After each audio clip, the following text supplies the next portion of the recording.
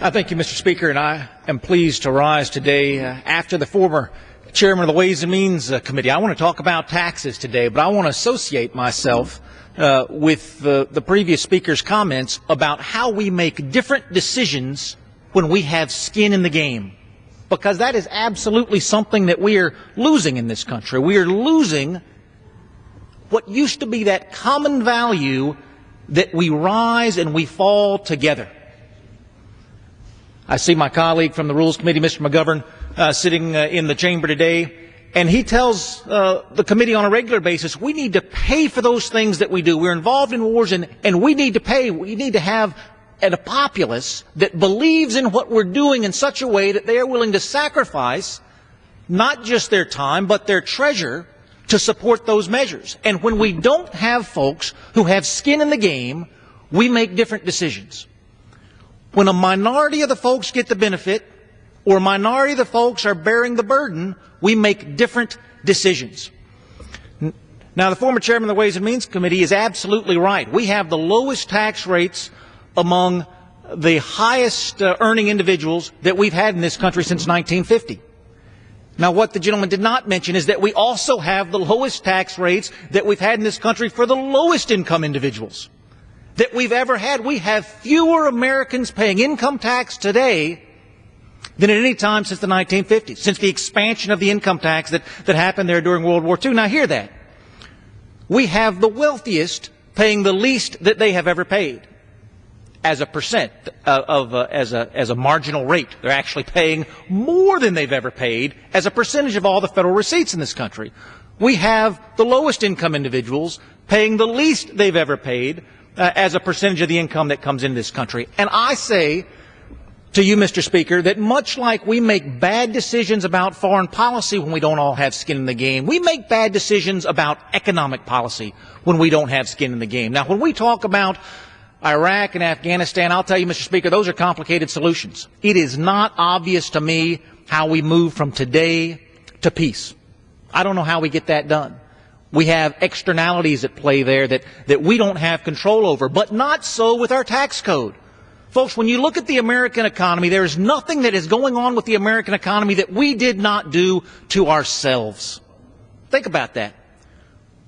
Anybody, Mr. Speaker, do you have any constituents back home who've lost their jobs to corporations that have moved overseas? I do. And yet we continue to have the highest corporate tax rate in the world in America. Now, who decides that? We do. We decide that's the kind of country we want to live in, and we can change it, folks. There is nothing wrong with America that we collectively can't fix. Now, I've introduced a bill that I believe is going to make a dramatic impact in that direction. It's called the FairTax. It's H.R. 25 in the House. It's S. 13 in the Senate. And, Mr. Speaker, as you know, it is the most broadly co-sponsored piece of tax reform legislation in either body. In fact, it's the most widely co-sponsored piece of legislation on tax reform in both bodies. And what the FairTax does is this. It's no magic solution, Mr. Speaker. It doesn't have some sort of clever math that's going to make everything okay. It simply goes into the American tax code and erases it and says, if you could start with a blank sheet of paper, what would you do? And, Mr. Speaker, we can. We can start with a blank sheet of paper. We can choose our own destiny. We can make sure that we're making the best decisions for jobs and the economy in this country. The FairTax does this. It eliminates the income tax code, that income tax that punishes people for what they earn. And it changes that tax code to a tax code that collects taxes based on what people spend. I'll tell you, Mr. Speaker, it pains me every time I open up the Wall Street Journal and it bemoans the fact that American consumerism is in decline.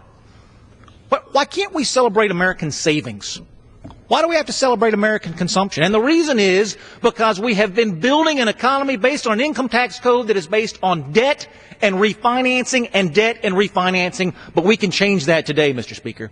We have 1 billion new consumers coming online in China, 1 billion new consumers coming online in India, and they want what we produce. The FairTax erases the income tax code that forces American productivity overseas, forces American jobs overseas, and it returns us to our roots as a country. Our roots as a country that reward productivity, that encourage folks to stay. There's only one taxpayer in this country. I know we have a corporate income tax. I know we have taxes on goods and services and excise taxes and on and on and on. But there's only one taxpayer in the American economy, and that is the American consumer, because every single tax we have rolls downhill. You want to charge that corporation tax? You want to charge Walmart an excise tax? What do you think is going to happen at Walmart? Prices are going to go up. You want to charge Coke a sugar tax? What do you think is going to happen to the price of your Coke? Price of Coke is going to go up. One taxpayer in this country, the American consumer. Now, this is a radical idea. I won't kid you. And by radical, I mean it's the same one Thomas Jefferson had.